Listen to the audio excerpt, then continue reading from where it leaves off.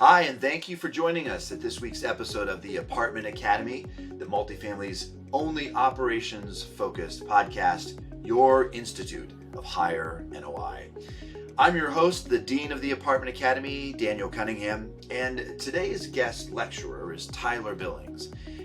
Tyler is Director of Revenue and Marketing at HPI Hamilton Point, and as such has insights into the financial operations of assets, but how those are driven by what he calls the three pillars of operations, which I think are super relevant and going to be helpful for anybody who's in property operations to learn more about what a company like HPI focuses on. So got a lot out of today's discussion, crammed a lot of information into a little bit of time. Let's get started. Welcome, Dr. Billings, to the Apartment Academy. You know, because we call ourselves the Apartment Academy, we have a very sort of academic focus in that we're trying to make sure we're always passing something along to our listeners that they learn something from. We sort of jokingly refer to everybody that comes on the show as professor, but you're our first guest lecturer who actually has the doctorate title and can legitimately lay claim to that. So before we get started, tell us a little about your journey into multifamily, because like everyone's, it's not as straightforward as people might imagine. Yeah, no, absolutely. So I started, well, I was in the military for about 4.5 years. I got out and I was like, man, I just need to find a job. So I ran into a few folks and they're like, hey, I think someone's hiring and just go in. I think I was wearing shorts, a t-shirt, and flip-flops. And I walked into an apartment office and I started chit-chatting with the manager. And 2 hours later, she's like, okay, we'll come back for a formal interview. And I actually showed up in shoes, slacks, and a shirt. She hired me on the spot. So, and then ever since then, I've been in the industry, working my way up. Started as a leasing agent? I did. And you know, when you say, I'll have to walk back my statement, because when I say everyone has a unique journey, I just needed a job and I walked into an apartment. That's actually quite common. That's actually the journey a lot of people take to get here. So that part you have in common, but you were,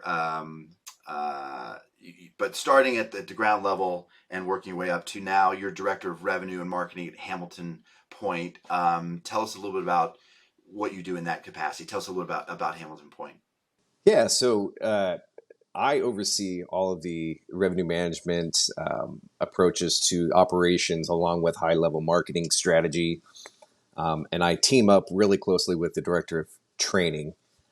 We put our heads together and we kind of figure out what's going on at the sites. You know, how can we get from point A to point B based off of the strategy? So it's really just a performance strategy approach, that we take on at HPI. And the firm has a fairly decent sized portfolio. Is it all multifamily? Yep. So we've got multifamily. We've got a few joint ventures that we have, on the side. But primarily, we've got conventional. We've got student. We've got some affordable, communities. But primarily, it's student and conventional. We have roughly about 10,000 units. Great. And in my experience, a lot of firms that label themselves as private equity firms are typically raising funds, investing, and they have an asset management core, and all of the management, the property management is all outsourced. Not the case with HPI. No, we completely have a operation team that oversees all of HPI. Right. So you are directly, you have skin in the game when it comes to the asset operations. Well, let's start a little bit about, because when I was looking at your background, it seems like you spent a lot of time prior to and now even at HPI on the revenue management side. And I remember when revenue management first became a thing, and there was a lot of skepticism about whether or not it was okay to turn over decisions about what you should charge for rent to an algorithm. Certainly, that's a technology that's proven its value. But it used to be really difficult. Like there was all these. It was a science. There was real science to it. How has that changed now? And what does revenue management look like, and how important is it to the success of your portfolio? So Yeah, I mean, it's changed. I mean, I think back in early 2000s, it was very hard for people to accept the fact, like you said, you have a algorithm telling you exactly what to do, but I think it just took time. It took time to indoctrinate people to understand that, hey, this is what we look at. This is how it's done. It essentially is a supply demand model that helps forecast that demand and that supply and which way to go. But I think it's definitely grown over the years. Where it's gathering more data, it's taking on, more approaches on, say renewals, for instance. But now it's come to the point where it's even pulling in some marketing data and trying to capture, which way doesn't do we need to go? Do we need to increase rents, or do we need to increase marketing spend, or have a marketing boost? So it's becoming more and more advanced, and as the technology grows, it's just going to get more profitable for us over time. When you say advanced, there was a time. Again, my experience was in the early 2000s when it first came on. You really needed a dedicated revenue management expert to kind of turn the dials and the levers to make it to tune it all. When you say more advanced, is that easier now? Is a lot of that happen automatically from data pulled from the internet, or is there still a lot of manual work to get it right? No, I think that there are some companies that have it automated, that are pulling that heavy load of data, dropping it in. Um, I think in the early 2000s, you had a dedicated person, outsourced to bring in that knowledge of the product. Now, if you got people like myself that are coming in, that are on the operations team, advising, hey, this is what we need to do. This is what I am seeing. Um, this is the approach that we should take. But it's slowly getting easier and easier. But you still need to have your finger on the pulse when it comes to the operations. And there was also, I think, a perception for a long time that this was a tool for institutional owners. Has revenue management become easy enough and relevant enough for small operators who have less than 50, buildings less than 50 units? They can. It's still, is it now a must-have for across the board all product types? I think that I think revenue management, at for any system, I think it can be utilized within any really size. I think it's really about understanding that supply demand relationships, um, but it's really at any level that revenue management, or at least the system, can be utilized at the asset site. I'm curious, how well did the revenue management software? How well did the algorithm do during COVID, and then this amazing uptick after COVID? Did it adequately put depress rents when you needed to, and has it kept up with the rising rents, or been able to allow you to stay ahead of rents that have been rising so dramatically in the last year? So I was very fortunate to kind of, myself and some of the senior leadership, we put our heads together and we anticipated that we were going to see an increase in demand. So what we were able to do is reconfigure the system to ensure that we can increase rents at a specific rate, but not feel like we're the slumlords by any means. So we were definitely profitable. We were capturing 30 to 40%, some cases, 50, 60% rent growth. Um, but and again, we weren't making ourselves look horrible. So Right. Yeah. Um, the media, uh, the media likes to take landlords to task that raise rents, but it is a market-driven commodity, and I don't know why. right, and it's definitely, yeah, it's definitely that it if, as long as it stays true to the supply demand. If you have a lot of supply and you have a lot of demand, well, if you've honed in your model the way you need it to, it gets to a certain point that, all right, well, it's going to start pushing now, since we've got that target exposure setting, or that target sustainable occupancy. It's going to push it up. So as long as that stayed true, then we have that system that's going to kind of monitor that for us. Anything else on the revenue management side? Because your scope is broader than that. At Hamilton Point, you have your director of revenue, so a lot of other areas that affect revenue.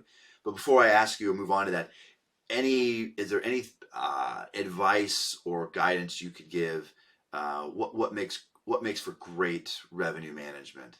I think it's really understanding the product, no matter, or it's either understanding the product or actually investing in the product. I know a lot of owners, operators, asset managers, they believe that they can have an Excel spreadsheet still to this day and do all the calculations themselves, which I'm sure they're wonderful at, but they're not capturing all the data points that a system does bring to the table. So I think it's just really, one, adopting a platform, and two, knowing the platform and utilizing it to its fullest potential. If you don't mind, Tyler, maybe you could actually um, sort of highlight what are some of those more subtle data points that revenue management takes into account that there's just no way you're figuring out on an Excel spreadsheet. But yeah, so you're looking at historical demands, which, and I think I mean, I know you can, but at the same time, it's so much data that an Excel spreadsheet can take on. Um, but uh, you've got the exposure settings, to making sure that, hey, and I guess I'm speaking to more specific revenue management systems, but something I work with on a day to day. I'm looking at exposure settings, or how aggressive do we need to get with rents, or how, if our exposure is at a specific level, how aggressive are we dropping rents to make sure that we're not dropping too much, or where are we at with the market, and how does that market component or market composite, and I'm sure some folks that are listening are probably hinting that or picking up that it's an LRO setting, but which we do use. Um, but there's a lot of moving pieces with that I'm constantly looking at, or expirations. Are we overexposed on certain periods of the year compared to others?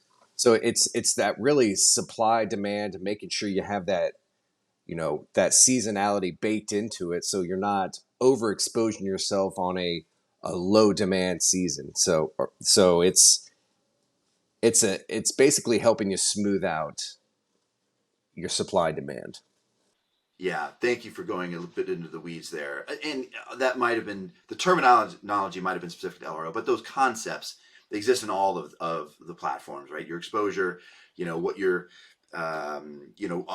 what your curve looks like in terms of expirations, all that stuff is really too cumbersome to track in an Excel spreadsheet. So I just wanted to make that point. So beyond that, um, when properties come into the portfolio, um, tell us a little bit about the revenue plan for those properties, executing against that plan.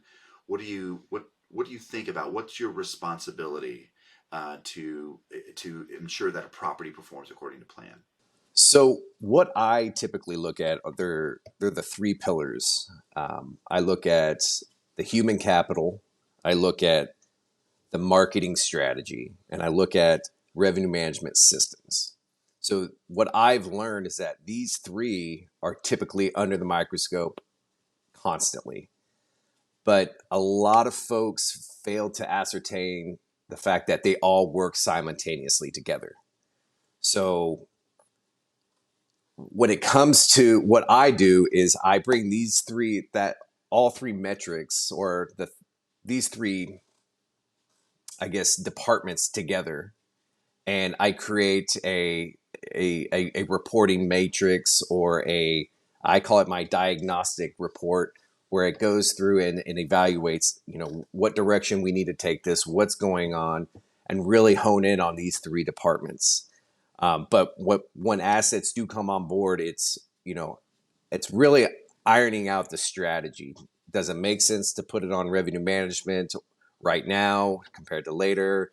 How aggressive do we need to be for marketing, or how, are the teams on site developed enough where we feel confident in having this transition come, when it comes to us. So it's those pieces that we really kind of iron out to make sure that we have a cohesive flow when it comes to the operations.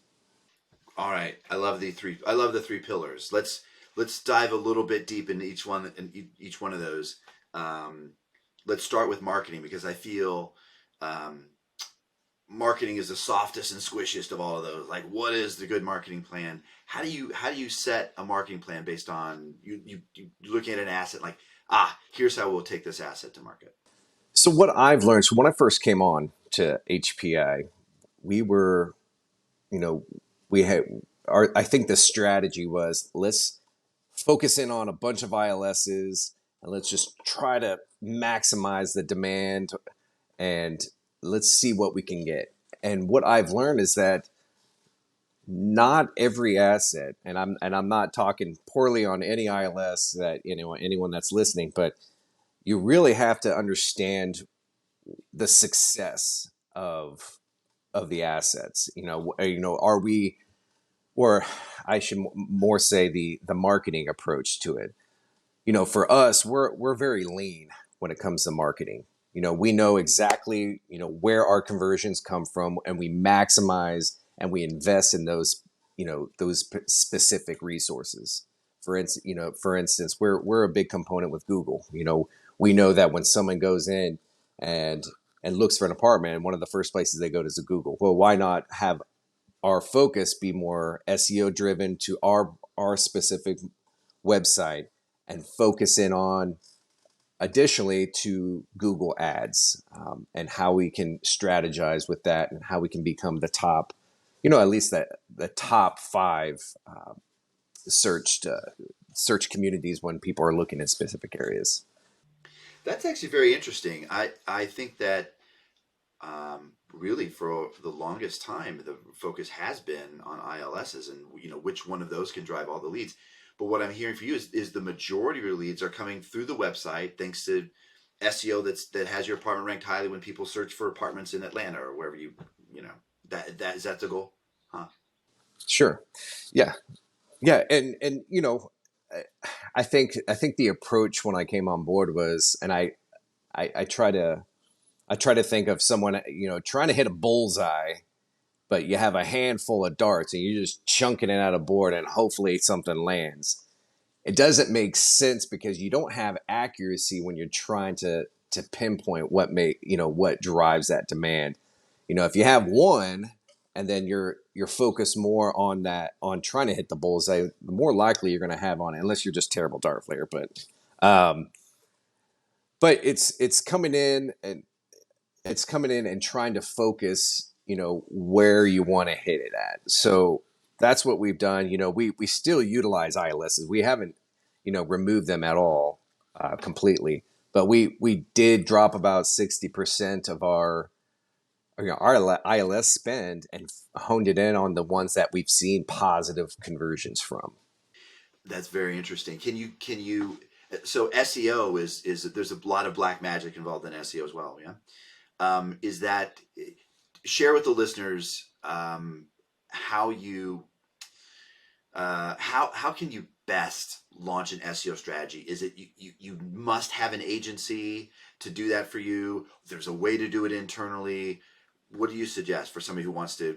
Because I'm guessing that's a surprise to some people that you can drive the majority of your leads from an SEO strategy. How do you do that successfully? Yeah, so for us, we have a great partnership, that really hones in and does the keywords and the back end.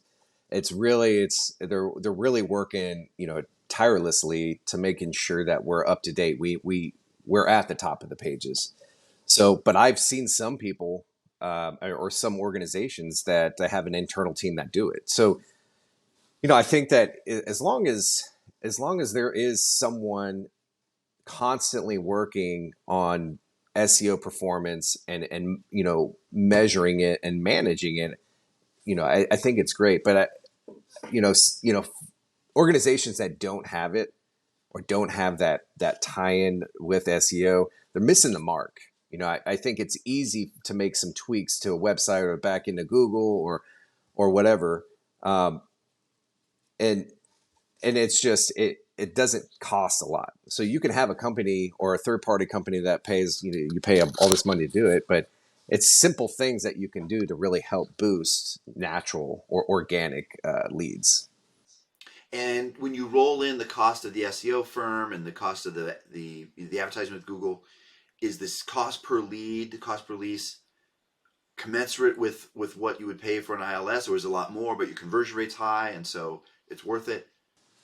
Yes, yeah. So I absolutely, I do believe it's worth it. The I've seen, the customer acquisition costs actually increase when we started focusing. We may spend not as much as we did before, but we're allocating our funds to something where we've seen success. And so by doing so, we've seen increase in demand, and we were able at the same time monitor our supply where we're seeing positive conversions and higher rental increases. Got it. Okay, good stuff there. Let's move on to a second pillar, which let's talk about human capital. Um, I, Industry's really struggling right now with finding people to man apartment buildings, especially on the service side. Also, though, on the management side, of course. So I imagine that weighs into the balance. But talk to us a little about, is that setting the right mix of folks at the on-site level, and also, if you don't mind, tell us a little bit about how what sources you may have set, or what functions you may have centralized in terms of accounting or leasing. Any of that stuff that plays into this would be interesting to hear. Yeah. So what we try to automate as much as we can. It's and we know what we learned from COVID was we want to be able to still have that communication with the prospects on a constant basis. So a lot of folks fail to they fail to incorporate, say, a chatbot, for instance. They don't have that. But that's one of the first things we brought in a chatbot, and it's done wonders for us. Or we have the automated phone systems where people can ask questions and they get answers, but if they don't have it, then it automatically ties into our property management system where our on-site team can follow up in a timely manner. So it's trying to automate as much as possible. Um, but the human capital part is extremely important to us, making sure that we're able to fit the needs of our residents and on the prospect side. So we're constantly trying to develop or train our on-site teams to making sure that we're hitting all those benchmarks that we've established. Because as we know, if we don't train someone to the fullest extent, we're missing out, in revenue by not converting that prospect, or open ourselves up for for litigation because they accidentally said something about demographics that you're not supposed to in fair housing. So it's those little things for human capital that is extremely important. Has the so and what about, like, on the accounting side? Do you have, is that a responsibility that is held in the field, or is that centralized, processing invoices and coding and all that stuff? Um, yeah, so we have an excellent accounting team at our headquarters that handles a lot of that. They streamline that, and they've done an amazing job. Okay, so you have relieved the on-site staff of a number of, like, administrative leasing functions, like setting appointments and that sort of thing, answering FAQs through your phone systems, and the administrative piece of the accounting that's often performed at the property level. So does that allow you to work with a leaner on-site team, or does it just mean that the on-site budget is reallocated differently? So when you had mentioned the accounting aspects, I mean, we still have our accounting workflows that we have on site, but we have we have alleviated, a little bit of how it's budgeted. But setting up appointments, we can do it through the chatbot on the phone. It's definitely helped us out because we can focus on what's really important for us on site is making sure the customer service and ensuring that we are more sales focused.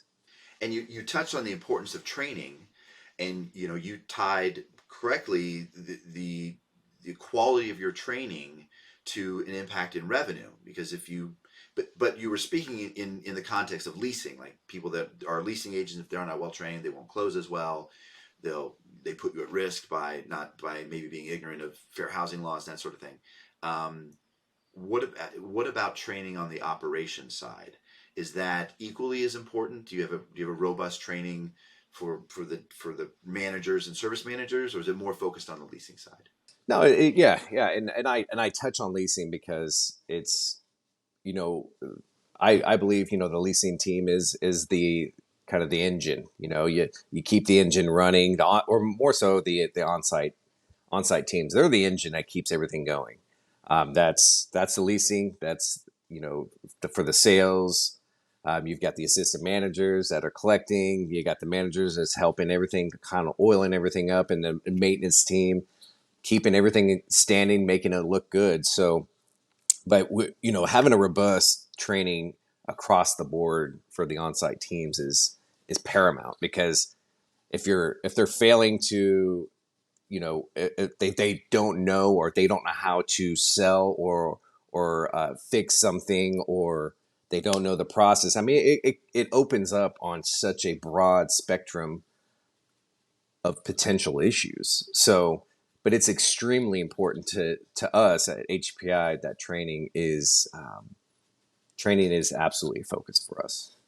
And are you experiencing the same the average level of turnover in this industry, which is can be 50% or more sometimes on the service side, 35% on the manager side, and if you're affected by that also, how do you keep people trained when there's always a revolving door of people coming in and out of the organization?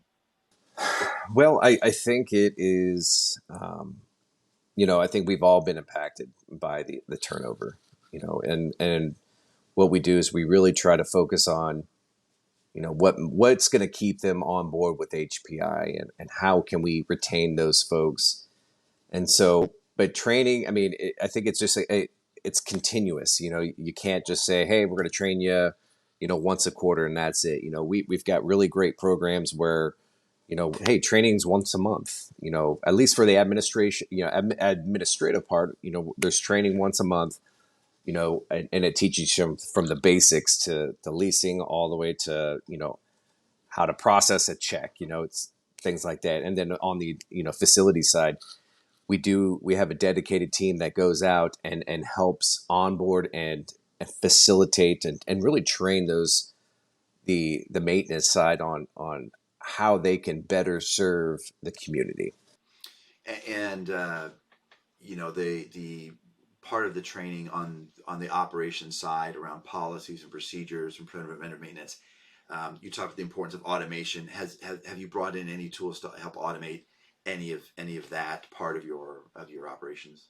For the training aspect, we have so we have a great partnership with a company that has done an amazing job. And it's our training department, the team there is done really well. And we just rolled that was something that we rolled out about a year ago.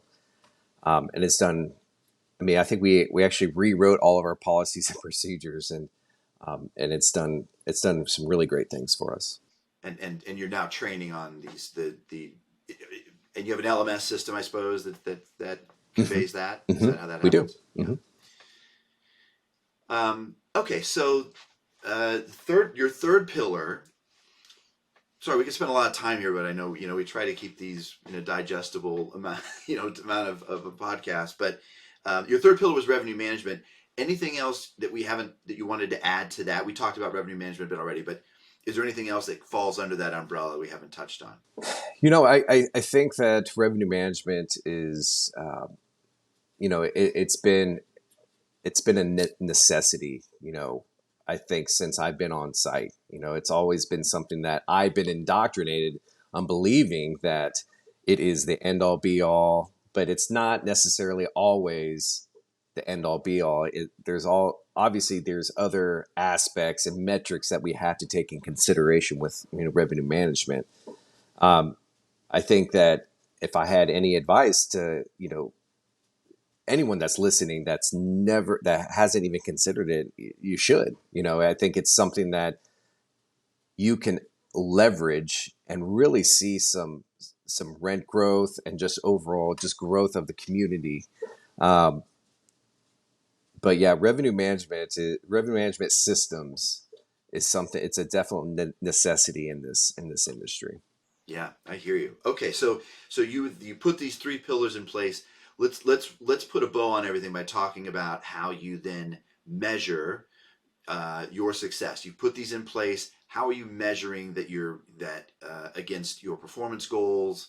And how often does that happen? Who's involved in that decision?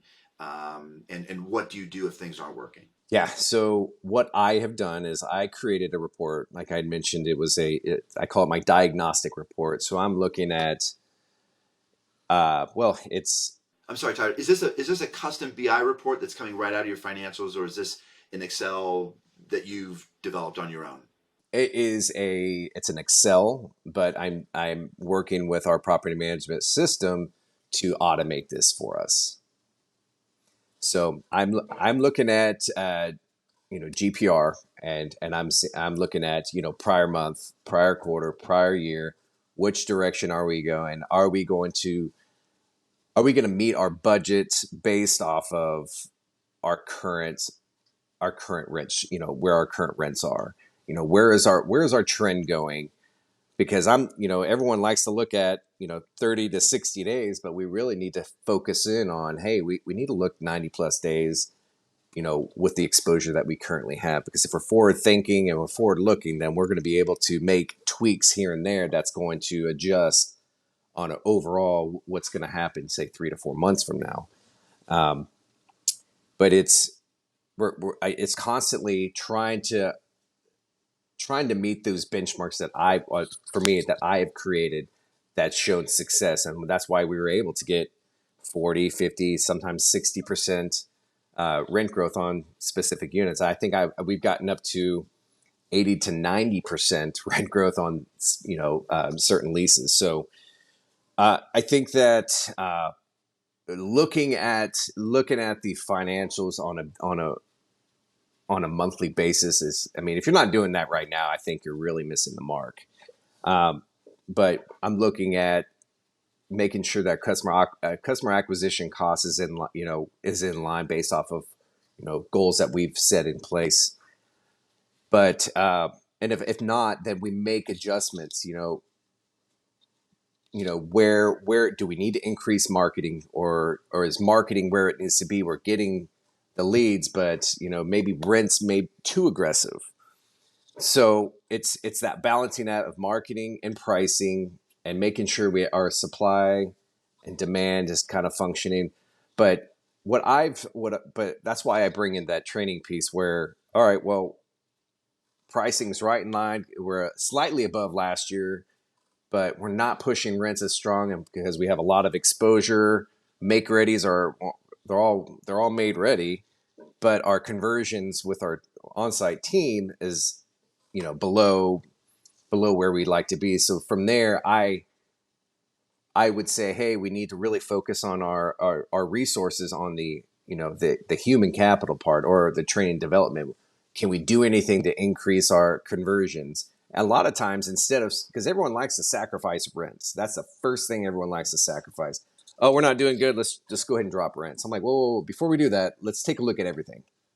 And so a lot of times we're able to hold rates, continue marketing the way we have, but focus on, say, training, and then by just taking that time to help the folks on site understand what we're trying to do and how to do it, we've seen an uptick, and that's why we constantly balance everything out, and we've been very, very, very successful. I'm going to guess that you're not a fan of self-serve leasing, sort of remote leasing, letting people take their own tours, because the ability to tweak that human element there clearly is very important to you. You know, and so I'm not, and not to say that I'm not a fan, but I think that there is still a level of human element that needs to be in place. Because for me, if I'm going, and I guess I'm maybe old school, but if I'm going to a community, yeah, I could probably go and take a look. But it's that, all right, well, I'm living here, but who am I going to deal with? That's that element that we still like to have. Not to say that we wouldn't be completely against maybe trimming down the on-site team a little bit. Not to say we will, but if we had to, like if another COVID hit, we would be able to adopt that type of technology, which it's out there. Um, but we still like to have that human element when it comes to on-site teams. Yeah, we've had a lot of great discussions here at the Academy with various professors about um, the old adage that people rent apartments from people, right? Not because of the apartment itself, and how true that really is post COVID. How strong we still believe that, and opinions vary. It certainly does appear that there is a class of asset where people are much more price conscious and oriented than they are, is this the right community for me? And virtual leasing seems to function maybe better there or more reliably there, or maybe at less of a penalty than it does at some of the class A assets where people want to feel like this is their home and their community, and they want to see themselves there. I don't know what the right answer is myself, but it's a very interesting question to ask to people like you who think about it all the time. Um, in our final minute or two here, is there anything else from an asset management standpoint, speaking to folks that are RPMs or even sometimes on-site folks, but that are there in the trenches? Um, what maybe don't people think about that actually moves the needle in terms of asset performance? Yeah, I think a lot of people still have a specific mindset of I need to be at 95% occupied or higher. Uh, I never understood that, and I've been with companies that's what they like, which is great. It's great cash flow, but with 5% exposure to really play with rents, that just doesn't make sense. And now, to me, as someone that deals with you know uh, you know strategic performance, I mean, for me, it's okay to take on a little bit of exposure in a very high demand time frame. Being 92% occupied is okay. It's not going to kill you, especially with when you have demand. And it's constant. You got to make sure that you feel comfortable and confident that maintaining that 92, 93% occupancy, still marketing and making sure that we're selling it's okay. So taking that mindset away of being 95, 96% occupied, you know, taking that out, it will definitely help show that your potential. Um, I mean, I'm still, as we continue to buy communities, that's a conversation we constantly have to have is we're okay being at 92, 93%. We'll make it up with rent. And then if we need to change our strategy, we can always go up in occupancy slightly or drop it back down. So that's a needle that we play with on a, at least once or twice a year. Yeah, look, if you're gonna jump on the revenue management pony, you have to swallow hard and be ready to accept the high exposure when it's driving rents that are higher than what you would get normally, and your revenue at the end of the day is higher than it would have been otherwise, and you just have to be girded for that. Right. And not everybody does. It's a mental shift, Yeah. for sure. Well, this has been great. We could spend a lot of time talking about a lot of these individual issues that you brought up today. I appreciate you giving us a high level. I know that that HPI as a private equity fund has investors. If people are interested in perhaps participating, is that possible?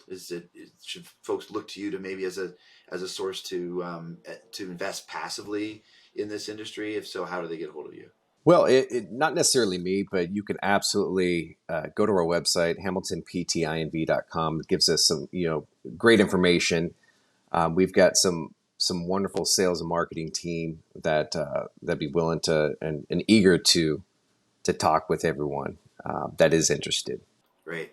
And I think having somebody like you at the helm on the revenue side should give a lot of people confidence that if they're going to invest in real estate, this is the right kind of organization that they should look to. So, absolutely.